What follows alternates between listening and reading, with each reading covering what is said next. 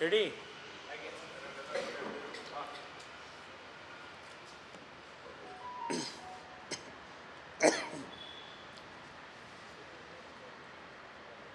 ओडिशावासी गोटे बहुत बड़ अपमान कि पंचायत राज दिवस को मार्च 5 तारीख रु एप्रिल 24 तारीख को घुंचाइबा एवं मार्च 5 बदल रे एप्रिल 24 तारीख रे पंचायत राज दिवस ओडिशा रे पालन होबो बोली राज्य सरकार को निष्पत्ति ये गोटे बीजेपी रो राज्य सरकार गोटे हीनमन्यता बिजू बाबूंकर एही पंचायत राज दिवस 3 दशंधि धरी पालन हो आसुची ओडिशा रे एवं जेतेबेले 2000 मसीह रु 2009 मसीहा पर्यंत बीजेपी रो मेंटो सरकार थिला सेतेबेले मध्य आमे ओडिशा रे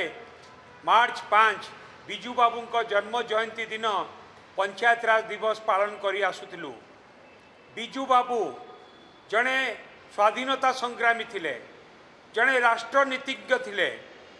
एवं भारत वर्ष रे सी एपरी एक नेता थिले जहाँको मृत्यु रे जहाँको देहांत रे 3 गोटी देशर पताका तांको उपरे पक्का जाइतिला एवं ओडिशार विकासर विश्वकर्मा थिले बिजू बाबू एवं सही परि जने महान व्यक्ति तांकर जन्म जयंती रे आमे मार्च 5 रे प्रत्येक वर्ष पंचायत राज दिवस पालन करूँ एवं बिजू बाबूंको जन्म जयंती रे पंचायत राज दिवस पालन करिवार कारण होउछि कि समग्र भारत वर्ष रे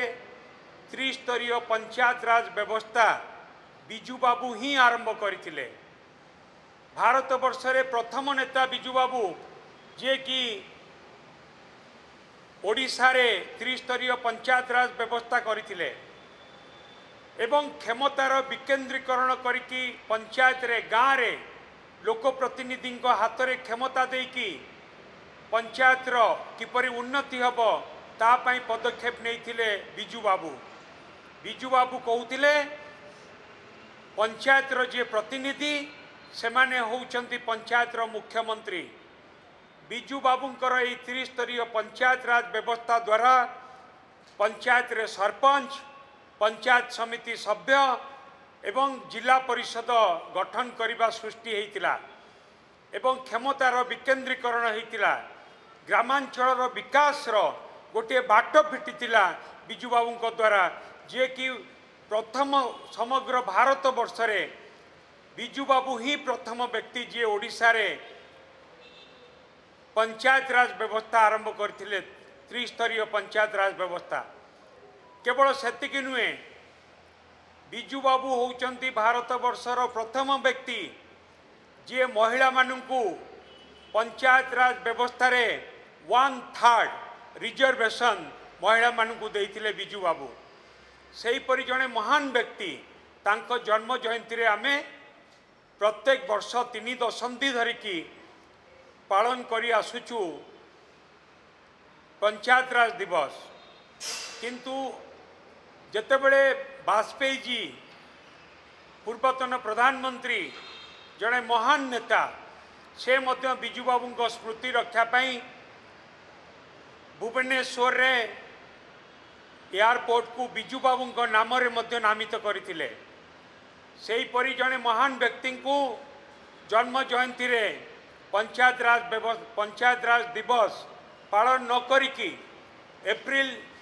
24 तारीख को पंचायत राज दिवस घुंचा जिबा बिजू बाबू प्रति गोटे अपमान एवं ओडिशा प्रति अपमान, ओडिशार प्रत्येक जनसाधारण अपमान जो माने बिजू बाबू को भल पाती एवं जो मान ओडिशावासी 4.5 कोटी लोक बिजू बाबू हृदय रे एवं 4.5 कोटी लोक हृदय रे बिजू बाबू तांको प्रति जो अपमान करा जायछि आज ओडिशा प्रति अपमान करा जायछि। ये होउछि बीजेपी रो गोटे हीनमन्यता जे पर्यंत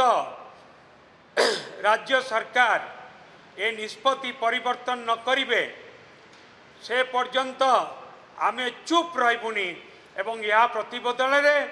आमे लोकंक पाखु जीवु दरकार पड़े आमे राजरास्ता को जीवु।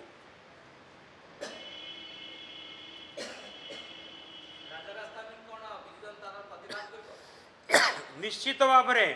केवल बिजु जनता दल नुहे ओडिशार लोक या प्रतिवाद करेंगे। हो